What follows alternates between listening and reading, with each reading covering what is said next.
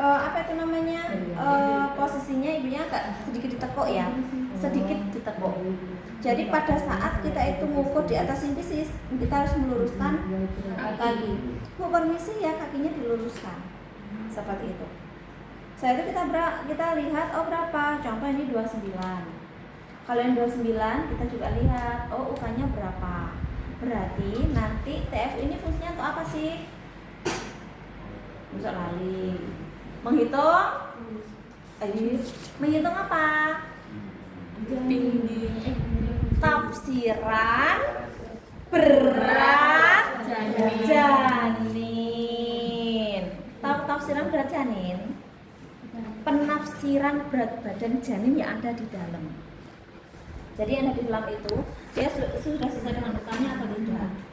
Jika dia tidak sesuai dengan ukanya, contoh, oh ternyata dia usia 31 minggu, ya, TF-nya dia 29. Nah, kita lihat, berarti berat badannya berapa? Kan sebenarnya sudah ada rumusnya, dilihat rumusnya, oke? Jika sudah, baru kita lepas. Satu leopard ke 2. Menentukan apa kemarin? Bagian terkecil janin dan juga menentukan punggung janin.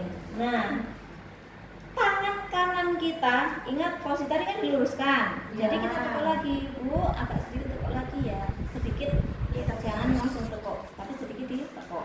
Bu, sedikit ditekuk lagi ya kakinya. Nah, jika sudah, tangan kiri kita itu menekan bagian kiri perut ibu. Tangan kanan kita itu meraba dari bawah ke atas seperti ini. Sambil kita rasakan, sambil kita rasakan apa yang ada di dalam perut.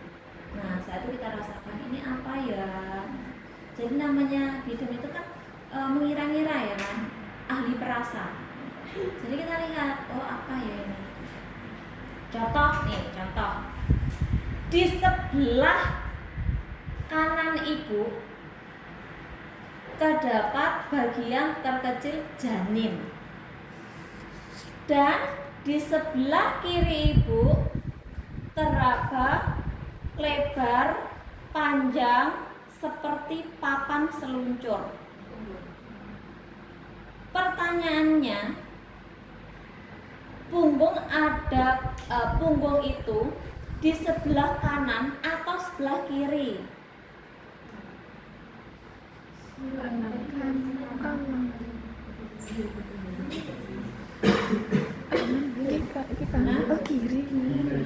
Kiri.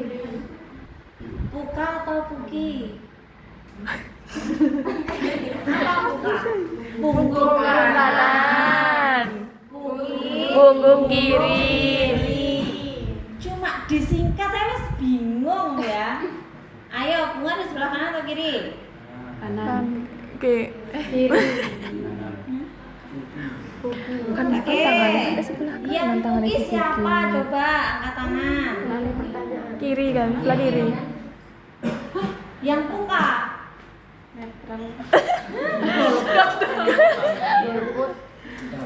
Tidak punya hak suara. Berarti mana dia tangan? Kudu ya. Kan tangan itu kan. Yang dilihat itu adalah sebelah kanan dan kirinya ibu. Berarti ada di sebelah mana? Puki. Tadi Anda bilang sebelah kanan ibu teraba bagian kecil, sebelah kiri teraba panjang seperti papan. Ya, berarti puki. Oke, satu ya. Leopard ketiga. Itu kan apa? Bagian terbawah janin. Kalau leopard 1 dan 2 dimulai dari bawah, leopard 3 dimulai dari atas. Oke, karena melihat bagian terbawah. Contoh seperti ini. Ya, seperti ini. Kita kumpulkan ya sampai kita itu meraba sesuatu. Contoh nih, ya. kita teraba, bulat, melenting, dan keras. Kepala. Nyambung ya kalau sekarang ya. Jadi kalau kita lihat kepala nih, kalau sudah ada kepala ya kan, setelah itu kita pegang nih kepalanya, seret seperti ini. Tangan kanan kita lepas memegang bagian fundus. Seperti itu. Satu kita goyangkan. Bergoyang dia. Apakah masih bisa digoyangkan ataukah tidak? Apa ya? Nggak ada lagi. Ya udah ini deh. Contoh nih ya. Lagi. Makanya jadi basic muka ya. Iya. Ini. Seret ya. Iya tadi. Jadi ini adalah simpisis. Ada bayangan? Ini simpisis. Simpisis ini. Ya. Ini bayinya gitu. Nah, tadi pegang dari sini. Ya kan? Setelah itu kan ini Bu pegang nih. Apa namanya kepalanya? Ya. Tangga kiri Bu Kiki itu ada di fundus. Satu kita pegang nih seperti ini. Kalau ini masih bisa digoyangkan, jadi ini gini. Kalau ini masih bisa digoyangkan seperti ini, maka berarti dia belum masuk. Tapi kalau dia itu sudah seperti ini, nah ini cekolen, dan ini tidak bisa digoyangkan seperti ini, maka dia sudah masuk PAP. Ada bayangan? Ada. Nah, oke. Wes, lepas. Jadi kita lihat ya Bang, ini kayak ada kepalanya kok. Ini ada. Nih, ada kepalanya nih. Nah, satu kita apa namanya? Kita gerakkan. Satu, kalau dia masih bisa digerakkan, berarti dia masih belum masuk. Dan leopard 4 tidak bisa dilakukan. Karena leopard 4 itu melihat seberapa jauh dia masuk PAP. Berarti leopard 4-nya dia kosong. Tapi kalau ternyata nggak bisa digerakin, nah baru leopard 4 kita lakukan. Pada saat kita melakukan tadi kan kakinya agak sedikit tekuk, suruh ibunya untuk lurus. Bu, kakinya diluruskan ya, seperti itu. Jika sudah diluruskan, baru kita lihat dia masuknya berapa per 5. Dia konvergen atau divergen. Kalau konvergen itu sebagian kecil yang masuk pintu atas panggung. Kalau divergen itu sebagian jauh atau banyak yang masuk pintu atas panggung. Makanya bisa dibuktikan dengan menggunakan seper jari. Jelas? Oke, paham di sini? Oke. Jika sudah ya, maka kita lihat ini apa itu namanya DJJ-nya. Tadi buka atau mugi? Mugi. Oh, salah lagi. Ini ternyata nggak bisa nih digerakkan. Ya kan? Terus setelah itu, saya ukur per 5, dia sudah masuk 2/5. Usia kehamilan dia sudah 35,5 hari. Ingat? Ya. Dia sudah masuk PAP, dia sudah 25. Dia usia kehamilan itu 35,5 hari. Oke, tadi pertanyaannya Bu Kiki. Tadi buka atau Buki? Buki. Berarti punktu maksimumnya dari mana? Oke, di bawah ya. Oke, di sebelah kanan atau kiri? Kiri. Kanan. Kanan atau kiri? Walaupun Madep. kanan atau kiri? Kanan. Pernah tahu posisi bayi dalam kandungan? Pernah. Kok gini? Seperti ini ya? Iya. Oke. Ada bayangan ya? Iya. Kalau dia itu sudah masuk PAP, ya, dia tidak menengadah seperti ini, tapi dia itu mengkurang seperti ini. Ini yang sudah masuk ke tidak sampul. Ada yang? Kalau seperti ini, berarti puntung masuknya dari mana? Kok di kepala jadi? Masukin YouTube. Kan seperti ini. Ini berarti masuk nih. Kanan kan? berarti. Berarti dia posisinya seperti ini. Iya. Ya kan? Ini wajahnya kan di sini nih. Ya kan? Berarti dia masuk ke sini. Ya. Berarti pintu masuknya ada di sebelah mana? Kanan atau kiri?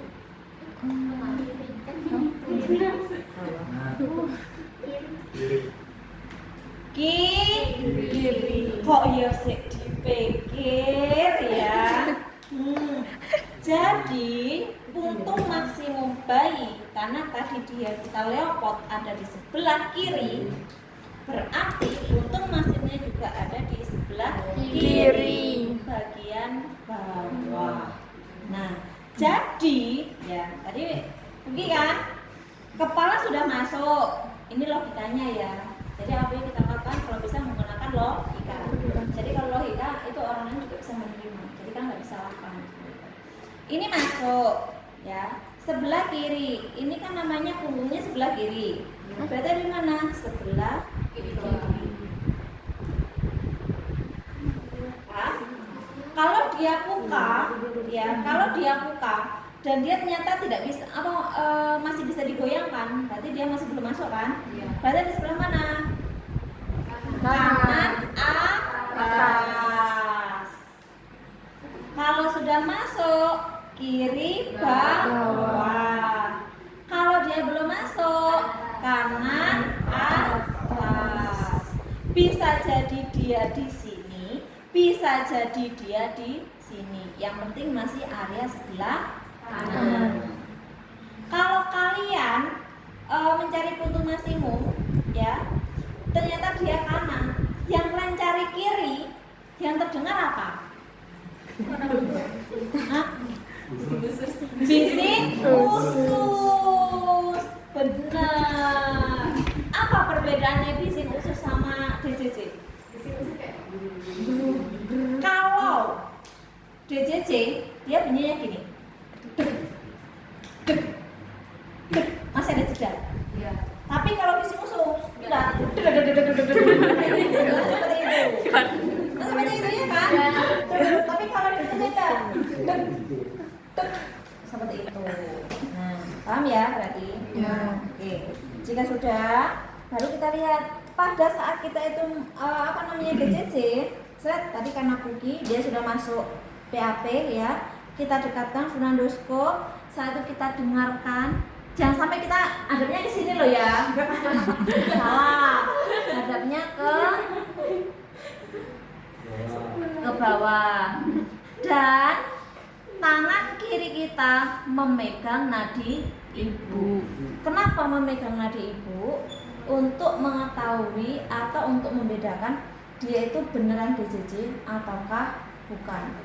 Kalau nadi, dia kan juga hampir sama dengan DJJ. Iya. Seperti itu kan? Coba nanti kalian lihat tuh DJJ masing-masing. Dia kan nggak seperti itu, ya kan? Nah, jadi kita itu tangan kiri memegang apa itu namanya? Nadi ibu. Tangan kanan melihat jam. Itu kalau menggunakan sunan. Kenapa melihat jam? Pintar. Jelas? Jelas. Nah, jika sudah, jika sudah, saat itu kita lihat ekstremitas atas dan bawah. Ekstremitas atas dan bawah kita lihat apakah ada sindak kiri ataukah tidak. Terus apa lagi?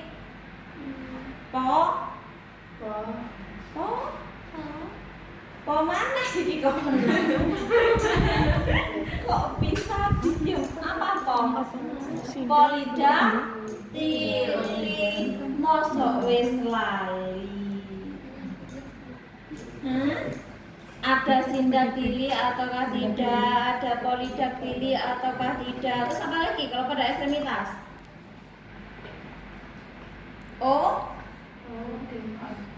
Odem ataukah tidak? Bagaimana caranya?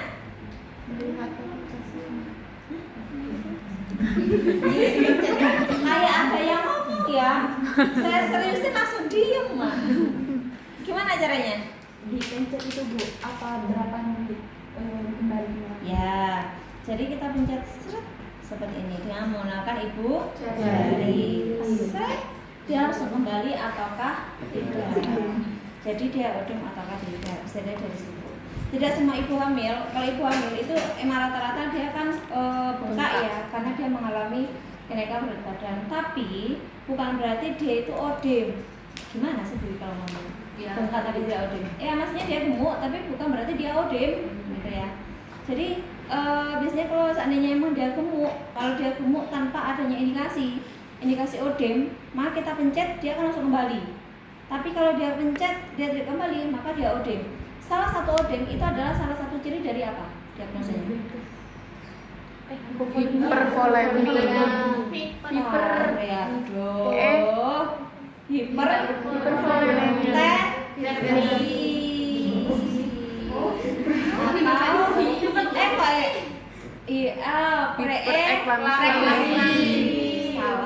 Hipertensi. Iya. Jadi kalau ada odem, saya itu baru kita tensi. Kita saja tensinya dari awal ya. Jadi pasien datang kita timbang, kita tensi. Jadi jangan sampai kita itu suruh ibu hamil habis berdiri tidur, habis tidur berdiri, oh nggak bisa. Karena ibu hamil sekali dia berdiri, sekali dia tidur tidak boleh disuruh untuk berdiri. Sekali dia berdiri selesai urusan. Kenapa? Kalau dia itu bangun tidur maka akan berpengaruh pada tensinya seperti itu.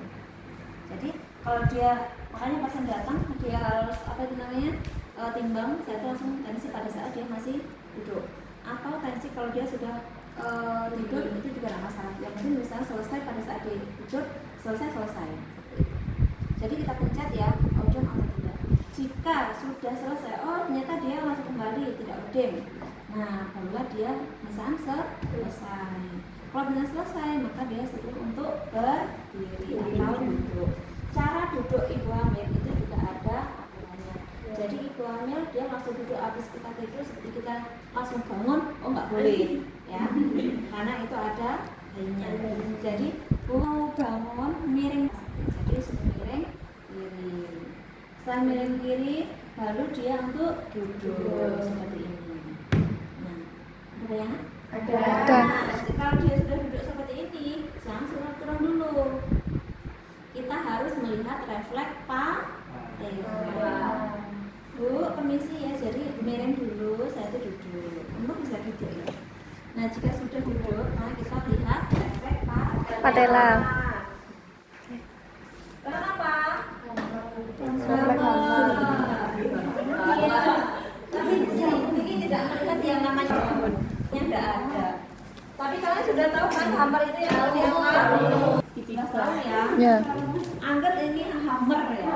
Tapi ini bukan hammer. Tapi sudah tahu kan? Iya, tahu. Jadi kita lihat pada apa kalau refleks hammer? Patella. Lutut. Ya. Oke. Nah, satu kita lihat ya. Satu kita Tok. Nah, kita ketok, pas kita ketok ini dia ada refleks secara spontan atau tidak. Jadi kita bisa ketuk selama 3 kali.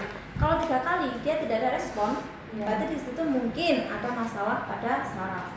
Sehingga kita langsung dia rujuk ke dokter umum. Jadi nanti dari sana otomatis lakukan pemeriksaan ulang dan nantinya rujuk kemana? Yaitu ke dokter umum seperti itu. Jadi kita lakukan refleks patella. Jika sudah selesai patella ya sudah selesai. Ya itu Ibu, yang kayak gunting itu buat apa? Oh iya, lupa. Soalnya ini awal ya. Jadi awal kita melakukan setelah kita timbang berat badan, saya itu kita ukur panggul. Panggul. Jadi kalau ini adalah diameter ya, diameter panggul. Jadi kita melihat apakah panggulnya itu normal atau tidak. Ini hanya analisis ya, bukan diagnosa pasti karena kita tidak tahu ada di dalam. Yang ini kita hanya bisa menganalisis saja. Mungkin yang terkurus siapa di sini? Kita kurus sini maju, kurus. Aku tahan. Kiki praktekan kemarin.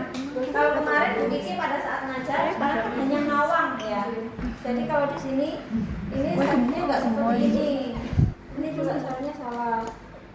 Jadi di sini kita seperti ini. Ini soalnya gini ya. Terus anggap ini gini ya. Oke. Oh, nggak bisa. Terus gini aja deh, nggak apa. Nah, jadi yang pertama kita ukur itu adalah dias atau distasia spinarum. Itu adalah jarak terpendek dari panggul. Jadi kalau kalian itu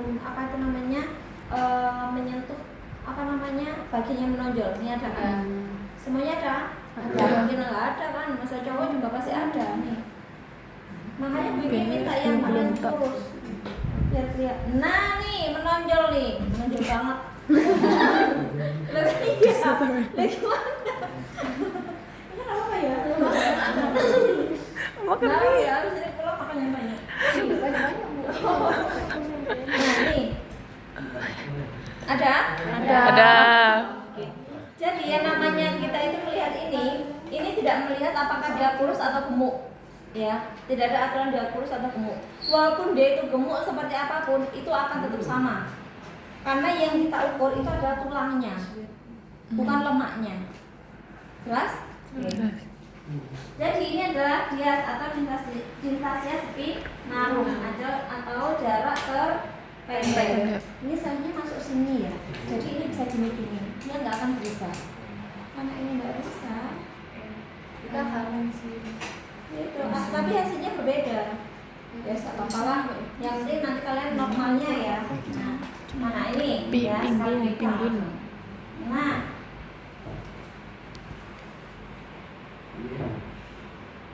ini kayaknya memang nggak bisa ya. 20. Oke. Enak ya begini ya.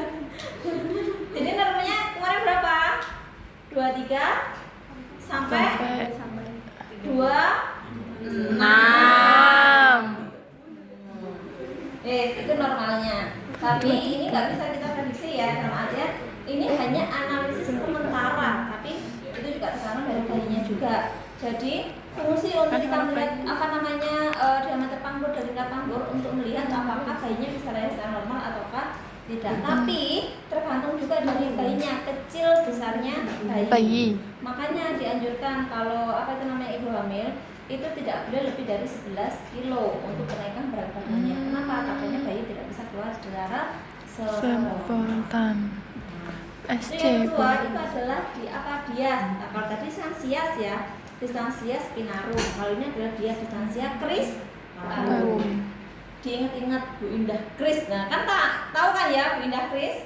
Ya. Kristarum. Nah, jadi angkat tangan. Nah, ini kan ada nih jahitan. Ya. Nah, jahitan ini pas jahitan ini wes. Ini kan sias. Ini pas di sininya.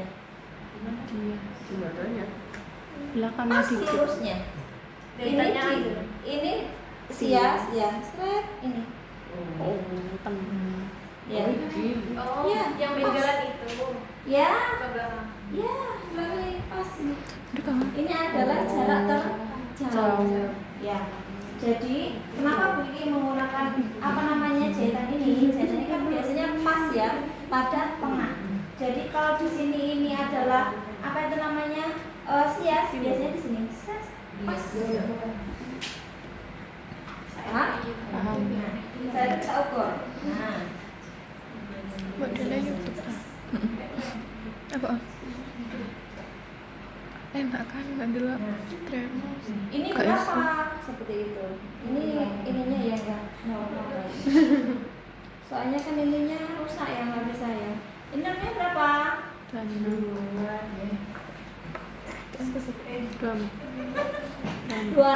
sampai 32 29. Pinter yang di depan. Nah, itu ada distasia kristarum. Kalau sias itu adalah jarak terpendek. Kalau kristarum itu adalah jarak terjauh. Terus paham ya? Grafiknya ya yang di belakang kan ya. Oke. Terus ada yang ketiga yaitu adalah kondudata eksterna. Jadi tepi atas simfisis tepi atas simfisis. kunjung apa eksternal no. Apa deh? Terus, nah, sampai ke lumbal kelima. Nih, lumbal kelima. Ruas tulang lumbal kelima. Nah, jadi itu kita apa namanya? Kita taruh sampai ke depan atas sih. Seperti ini. Seperti ini. Ini normalnya berapa? 18 sampai 20. Nah, itu adalah apa namanya diameter panggul. Yang selanjutnya yaitu adalah lingkar panggul. Lingkar panggul. Nah, ini nggak sama langsung. Ini nggak saya ukur lingkar panggul. Oh tidak ya, tidak. Kita berbeda. Jadi di sini yang pertama kita taruh di atas sisis. Ini enggak. Setelah itu ke apa namanya sias. Dari sias ya ke pertengahan distansia cristarum dengan trochanter mayor. Tahu trochanter mayor? Enggak. Lentengan. Oh. Ya, memang harus ditunjukkan ya. Iya. Jadi memang kalian harus offline, memang nggak bisa kalau online. Nah, ini adalah distansia apa namanya? Spinal. Setelah itu pertengahan antara distansia cristarum dengan trochanter mayor. Setelah itu ke tulang ruas tulang lumbal kelima. Jadi dia ke sini. Tadi ini kan nih, ya. Jadi dia ke sini. Jadi dia nggak melingkar. Terus dari sini kembali lagi ke pertengahan trochanter mayor dengan distansia spinarum. Distansia cristarum. Setelah itu kembali ke distansia spinarum. Setelah itu baru kembali ke sisis. Tapi atasin sisis.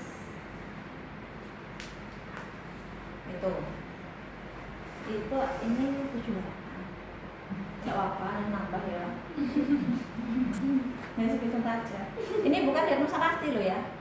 Nanti kalian, waduh, kok kurang, bayinya nggak bisa lahir normal nih. Oh, nggak bisa. Karena kita nggak tahu kondisi bayi seperti apa. Bisa jadi bayinya kecil dan juga bisa jadi bayinya besar. Jadi ini hanya sekedar perkiraan saja. Belum tentu orang yang gemuk dia juga kurang. Apa namanya lebih besar. Oh, belum tentu.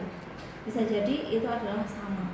Karena yang kita ukur itu bukan lemak, tapi yang kita ukur itu adalah tulang. Ya. Oke, silakan. Terima kasih. Jelas? Oke. Jadi mulai dari apa namanya berat badan langsung ukur panggul. Setelah itu baru tensi, DTP dan sebagainya. Terus